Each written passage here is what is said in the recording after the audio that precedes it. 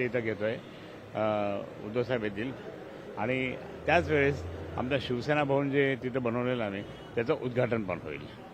आणि त्याच्या आधी 15 तारखेनंतर 15 मेच्या नंतर माननीय आदित्य ठाकरे साहेबांच्या नेतृत्वाखाली जो पाण्यासाठी हंडा मोर्चा जो आहे हंडा मोर्चाचा आम्ही काढतोय मोठा मोर्चा काढणार आणि त्याच्या आधी आमचे रोजच्या म्हणजे आंदोलन छोटे मोठे सगळे असं आंदोलन करून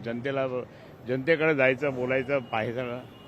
आणि त्यांना पाण्याचं सगळं समस्या सांगायची त्याप्रमाणे आम्ही तो एक सुद्धा करत आहोत. वाद निवडला का ज्या प्रकारे केव्हाच वाद कुठं होता नाही सगळं सगळं सगळं ओके झालं आता चला आता काही नाराजी लागते नाही नाही नाही ते आता आम्ही चाललो ना तिकडे शिवसेना भवनमध्ये नेत्यांची बैठक आहे ना आता मी आहोत तिथे मी तिकडेच चाललो आता हा नाही गळा भेट तर केव्हा तो लहान आहे माझ्यापेक्षा आम्ही गळा भेट तर घेत असतो कधी पण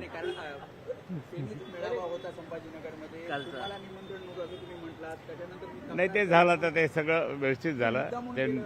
असंही त्यांचं कोण त्याचं म्हणणं आहे का नाही मी माझ्या समाजाचा मेळावा होता उद्धव साहेबांनीच मला सांगितलं तुमच्या समाजाचा मेळावा होता विदर्भाचा संपूर्ण विदर्भाचा होता मोठा मेळावा होता आणि त्यामध्ये त्या ठिकाणी मी होतो तो 2 महिने आधीच ते नक्की ठरलं होतं आणि मग म्हणून त्या ठिकाणी मी तिकडे होतो त्यांनी तोपर्यंत तिकडे मेळावा घेतला पण आता ते याच्यानंतर आम्ही दोघांनी मिळून कार्यक्रम करणार आहोत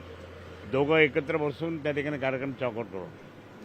एकटा तो आणि एकटा मी आम्ही दोघंही तसं नाही आम्ही दोघांनी मिळून त्यांनी कार्यक्रम चॉकआउट करू आणि साहेबांची परवानगी घेऊ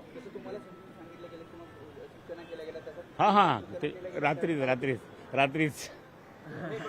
नाही पण जेव्हा अंबादास दानवे यांना काल तुम्ही जी भूमिका व्यक्त केली त्यानंतर अंबादास दानवेंचं असं म्हणणं होतं ते का आले नाही हे खैरे साहेबांनाच विचारा तेच जास्त सांगू शकतो नाही मग सांगितलं ना मग मी कुठे गेलो होतो 2 महिन्यापूर्वीचा माझा कार्यक्रम होता विदर्भातला कार्यक्रम होता तो विदर्भातला कार्यक्रम त्या ठिकाणी नक्की करून म्हणजे पूर्ण नागपूरला आणि तो संपला आणि नंतर रात्री उशिरा 4 वाजता आलो मी पहाटे 4 वाजता आणि म्हणून मी त्यावेळेस नव्हतो पण जर आपण चर्चा करून केलं असतं तर आपण 1-2 दिवस तो कार्यक्रम पुढे ढकलला असता कारण मला पण शिवसैनिकांशी बोलायचं असतं ना चर्चा करायची असते आता ते मान्य झालं आता काल तुमचं असं म्हणणं होतं की तुम्हाला बोलवलं गेलं नाही नाही बोलवलं नाही कारण ते मी सांगितलं ना बोलवलं गेलं नाही परंतु आता याच्यानंतर असं होणार नाही आम्ही दोघं मिळून तो कार्यक्रम चॉकआउट करू आणि साहेबांची परवानगी घेऊन असं आम्ही करतोय हे झालं नक्की आता तुमची नाराजगी होती की फोन पण केला नाहीत आणि अंबादास दानवे काढ्या टाकतात अशा पण आता झालं त्यांनाही काल साहेबांनी रात्री त्यांना 2 वेळेस फोन करून आताही फोन करणार सगळं व्यवस्थित होईल वाद मिटला चला जेवण थँक्यू